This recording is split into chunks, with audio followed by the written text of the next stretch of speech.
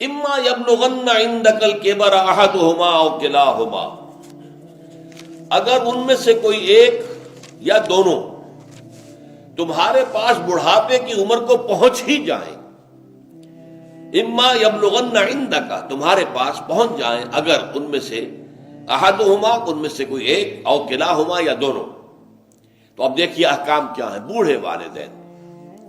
فلا تقل لہما if, number ایک انہیں اف تک مت کہو۔ اف کیا ہے؟ بڑی چھوٹی سی شے، کوئی حقارت آمیز شے، ناخن جو تراش دیے جاتے ہیں ان کو بھی اف کہتے ہیں۔ اتنی سی چھوٹی بات بھی ان سے نہ کہو کہ ان کی گستاخی جو ہے اس درجے میں ہو رہی ہو، جیسے کہ یہ تراشے ہوئے ناخن ہے، اس درجے میں بھی کوئی گستاخی ان کے سامنے نہ کرو۔ فلا تقل لہما اف، اف ہے آپ پر۔ ہمارے ہاں یہ لفظ اف زیادہ استعمال نہیں ہوتا، تف استعمال، تف ہے تم پر، تف ہے آپ پر، نہیں، ہرگز نہیں۔ اف لکما وما تعبدون، حضرت ابراہیم علیہ السلام نے فرمایا تھا، سورہ انبیاء میں ہے موجود یہ اف لکما۔ سورہ احقاف میں جو سرکش اولاد ہوتی ہے ان کے بارے میں کہا گیا وہ اپنے والدین کو اف لکما، آپ پر تف ہو، نہیں، لیکن یہاں جو حکم ہے فلا تقل لہما اف، انہیں اف تک نہ کہو۔ نمبر دو ولا تنہرہما، کبھی انہیں جھڑکنا مت۔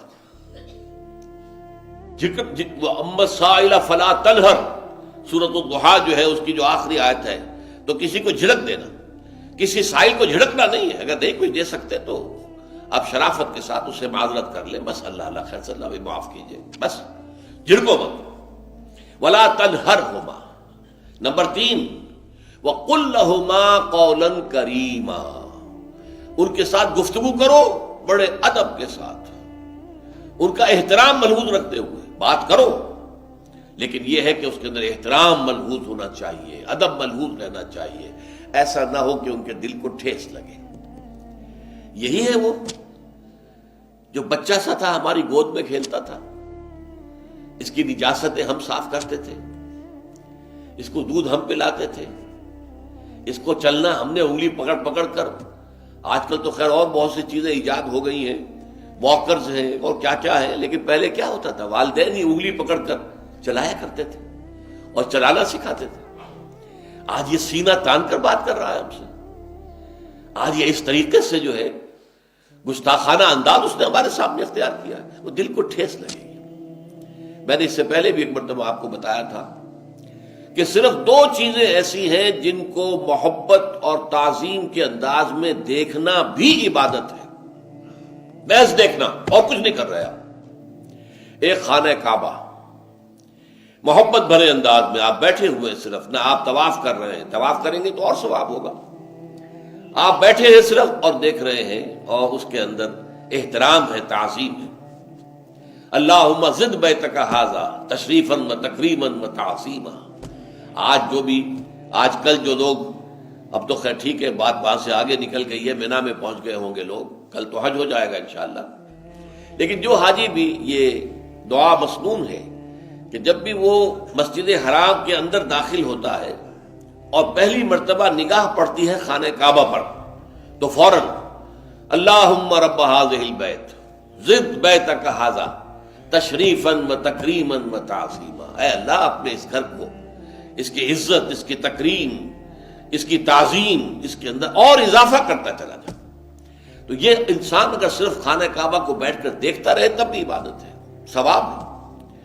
اور اسی طرح بوڑھے والدین کو محبت بھری نگاہ سے دیکھنا، یہ بھی موجب ثواب ہے، کہ دل جو ہے ان کو کہیں کوئی آئینہ قلب جو ہے ان کے احساسات کو ٹھیس نہ پہنچے، اس کا لحاظ رکھنا۔ اما یبلغن عندک الکبر احدہما او کلاہما فلا تقل لہما اف ولا تنہرہما وقل لہما قولا کریما واخفض لہما جناح الذل من الرحمہ، اور ان دونوں کے سامنے اپنے کندھوں کو شفقت کے ساتھ، ادب کے ساتھ جھکا کر رکھو۔ یہ جو ابھی میں نے چند الفاظ کہے تھے کہ سینہ تان کر بات کرنا، یہ ایک انداز ہوتا ہے بات کرنے کا۔ ایک یہ ہے کہ آپ بات کر رہے ہیں والدین سے، والدہ سے، والد سے، لیکن جھکے ہوئے، کندھے جھکائے ہوئے۔ اب یہ بھی دو ہی باتیں ہیں یا والدین کے سامنے کندھے جھکانے ہیں، یا پھر حضور سے کہا گیا ہے اے نبی آپ اہل ایمان کے لیے وخفض جناحک للمؤمنین، یہ مومن جو ایمان لائے ہیں ہمارے نیک بندے ہم پر، چاہے وہ غریب ہے، فقیر ہے، چاہے وہ غلام ہے، مسکین ہے، آپ اپنے کندھے ان کے سامنے جھکائیے۔ یہ بہت بڑی بات ہے جو کہی گئی ہے محمد الرسول اللہ صلی اللہ علیہ وسلم سے۔ آپ ان کے سامنے وخفض جناحک للمؤمنین، اہل ایمان کے لیے اپنے کندھے جھکائیے، جھکا کر رکھیے، ان کا احترام کیجیے۔ حالانکہ اصل احترام تو حضور کا ہے، وہ تو جب ہم پڑھیں گے سورہ حجرات تو جا کے معلوم ہوگا کہ کس درجے احترام ملحوظ رہنا چاہیے حضور کا صلی اللہ علیہ وسلم۔ لیکن یہاں نوٹ کیجئے وخفض لہما جناح الذل من الرحمہ، اور اس سب کے بعد بھی وقر رب ارحمہما کما ربیانی صغیرا، اور یہ دعا کرتے رہا کرو اے رب ہمارے ان دونوں پر، میرے والدین پر رحمت فرما، رحم کر، جیسے کہ انہوں نے مجھے پالا پوسا جبکہ میں چھوٹا سا تھا۔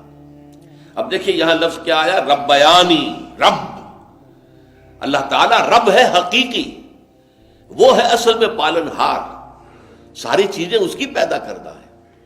ماں باپ کے دل میں بھی محبت اور شفقت تو اسی نے ڈالی ہے، ماں کی چھاتیوں میں دودھ تو اسی نے بنایا، پیدا کیا ہے، تو اصل رب تو وہ ہے۔ لیکن اس کی ربوبیت کا ظہور جو ہو رہا ہے عالم واقعہ میں، عالم مادی میں، وہ والدین کی ربوبیت ہے۔ والدین پال رہے ہیں، پوس رہے ہیں، اپنی راتوں کی نیندیں حرام کرتے ہیں، بچے کو تکلیف ہے تو والدین نہیں سو سکتے، کوئی اور معاملہ ہے تو اس ظاہر بات ہے کہ ان کا آرام چین بالکل حرام ہو جاتا۔ یہ ہے در حقیقت۔ اب ان کا بدلہ کیا چکا سکتا ہے آدمی؟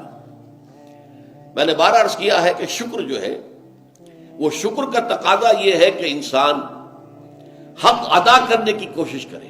حل جزاء الاحسان الا الاحسان، کسی نے آپ کے ساتھ بھلائی کی ہے تو آپ کو بھی اس کے ساتھ بھلائی کرنی چاہیے۔ لیکن والدین نے جو بھلائی تمہارے ساتھ کی ہے تم اس کا بدلہ کیا دے سکتے ہو؟ اگر تم نے ان کے بڑھاپے میں خبر گیری کر بھی لی تب بھی وہ بدلہ نہیں ہو سکتا کہ جو انہوں نے تمہارے وجود میں آنے اور تمہارے لیے جو مشقتیں جھیلی ہیں، جو ایثار کیا ہے، جو قربانیاں دی ہیں تمہیں پالنے پوسنے کی، اس کا بدلہ نہیں ہو سکتا۔ اس کا بدلہ ایک ہی ہے، اور وہ کیا ہے؟